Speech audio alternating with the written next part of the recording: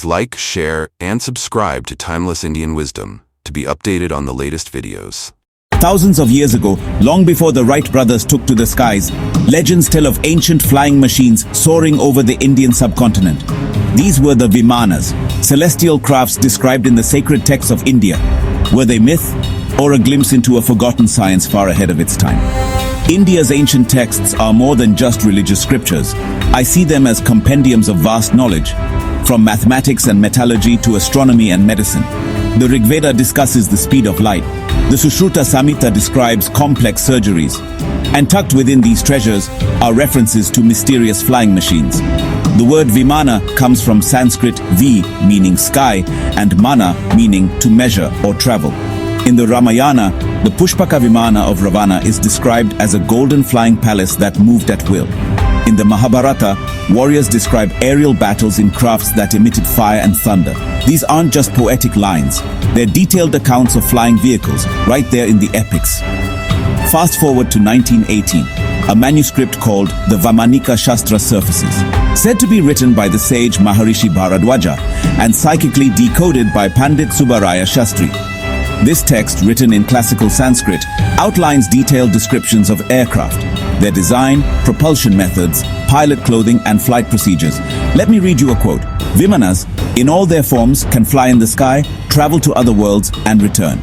The text mentions 32 secrets of aeronautics, including anti-gravity propulsion, solar energy engines, and special metals like rukma and soma. It even warns about aerial combat tactics, as if it's a manual for pilots from a time lost to history. But let's pause for a reality check. In 1974, scientists from the Indian Institute of Science took a serious look at the Vaimanika Shastra. Their verdict? The designs were scientifically flawed and couldn't fly. The book lacked mathematical coherence. Was it a hoax? Or was the knowledge encoded metaphorically, lost in translation over millennia? Some argue the text was never meant to be a literal instruction manual, but a symbolic representation of higher knowledge, spiritual travel, or interdimensional consciousness. Maybe flying wasn't always about machines, but about the mind.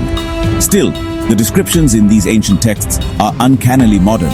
Vimanas with vertical takeoff, invisibility cloaks, or internal lighting. Is it just coincidence? Or do they hint at a lost civilization with advanced science? Even today, engineers and researchers have studied the aerodynamic possibilities of the Vimana blueprints. And some claim these forms are surprisingly efficient for supersonic travel. So is it possible that what we now call science fiction was once remembered science?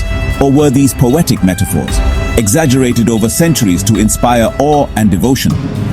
Whether factual or allegorical, the Vimanas challenge me to look at ancient knowledge with both skepticism and respect, not to dismiss it, but to decode it. The skies of ancient India may or may not have been filled with flying machines, but the minds that imagined them were certainly reaching for the stars. The Vedas and epics continue to inspire curiosity, suggesting that ancient Indian wisdom held visions far ahead of its time.